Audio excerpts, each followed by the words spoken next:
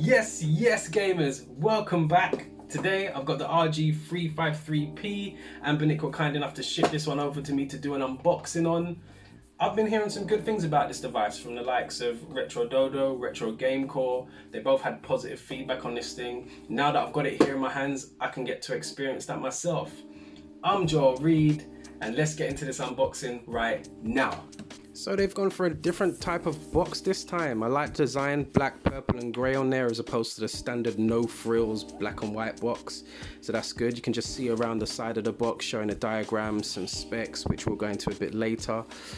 Yeah, I think they've done all right with that box. Decent. Let's pop this bad boy open and see what's inside of this thing. So you can see the device is right here covered up in plastic, as they do when they're protecting it. And already this thing feels substantial. It's got a decent size to it. It's bigger than I expected for sure. Let's look at the contents inside this box.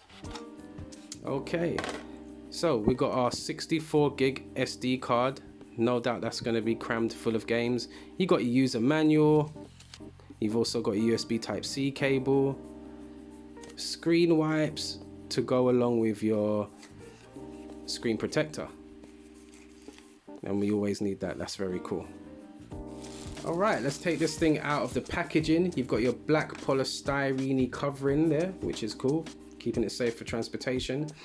And yes, this thing looks exactly like a Super Famicom control pad. You've got the you know, the little circly grey bit around the A, B and XY buttons. That's very reminiscent of the SNES controller. This time it's got a display in the middle. And it is quite big. It's bigger than you think it is, especially in comparison to the Pocket Go S30, which, let me just grab that real quick, hang on.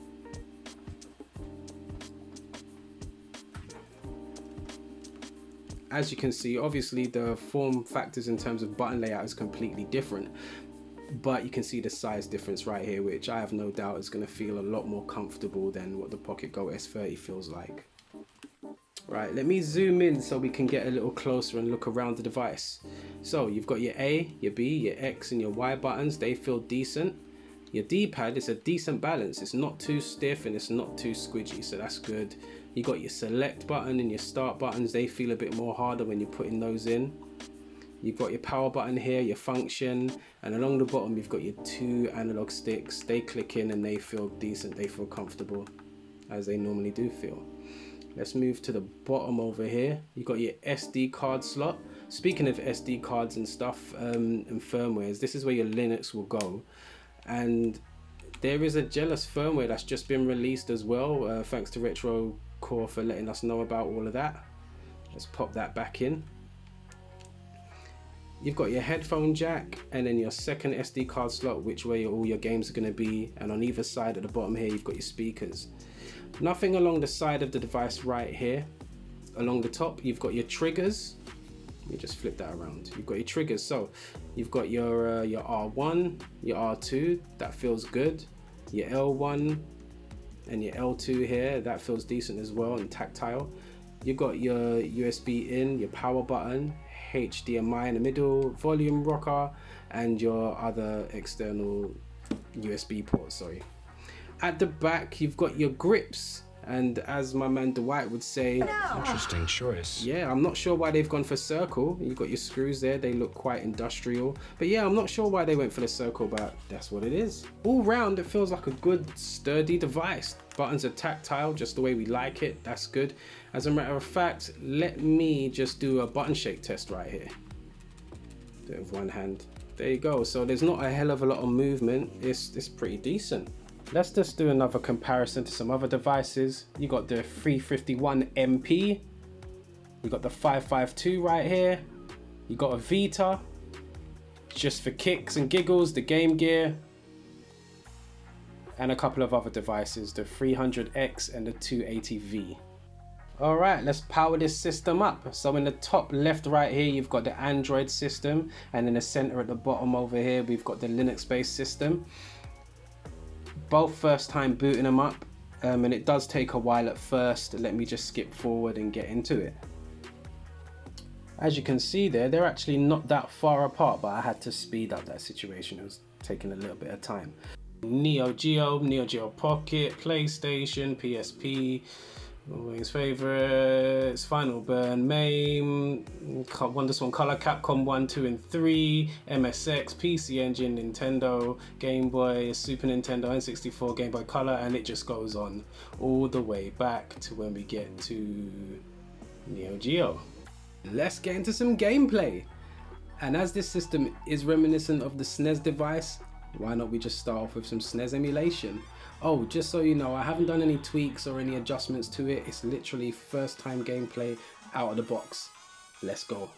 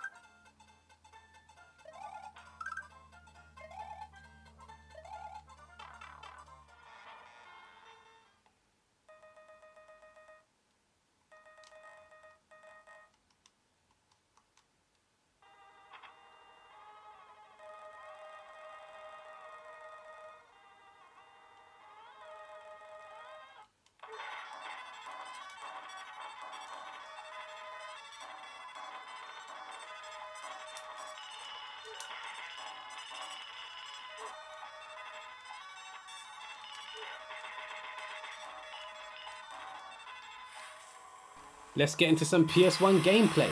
As you know, these lower end systems, especially from PS1 and below, there's not going to be any issues in terms of the types of games that it's going to play. It's not going to be too demanding. It'll get through it no problem.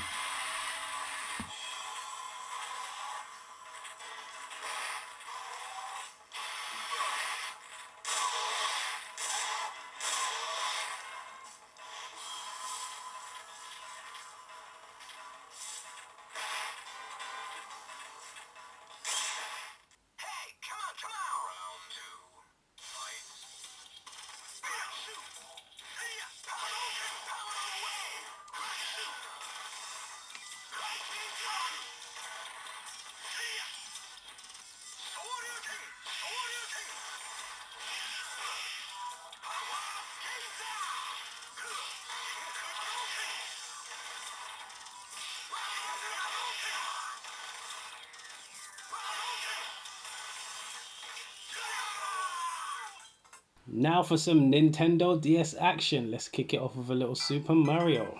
Let's go.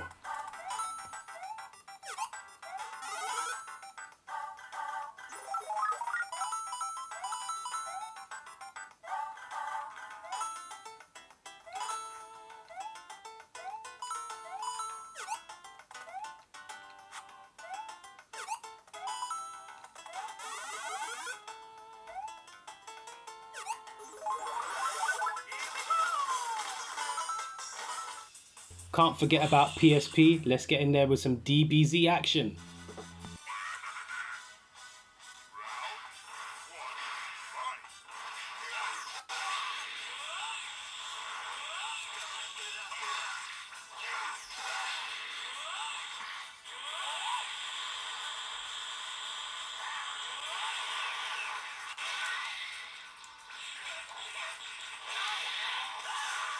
This is an Android device, so what I've decided to do is sideload some games on here. They should run well. We'll have a look and see how it goes. Let's go.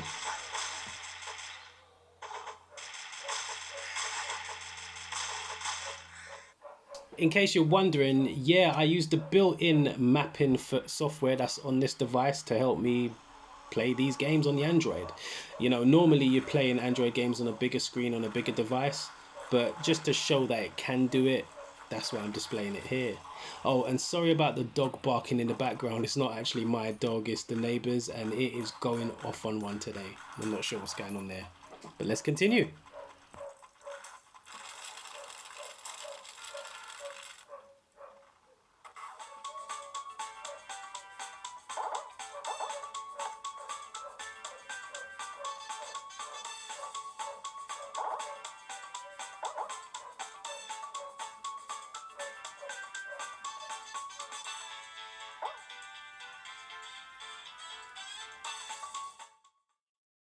So yeah, Anbernic's RG353P. This is a very cool device. I love the fact that it's reminiscent of a SNES controller. They got the colors down to the T. It feels great in the hands. Yeah, I quite like this one. And developers have and are currently working on new firmwares for the Linux side of things, so I can only see things improving and getting better as time goes on. As for the Android side, hopefully we'll get the Play Store on there. That'll be nice. Until then, it'll just be side loading things. Guys, if you want to grab yourself one, I'll leave a link in the description below. I hope you guys like the video. Take care and stay safe. Peace.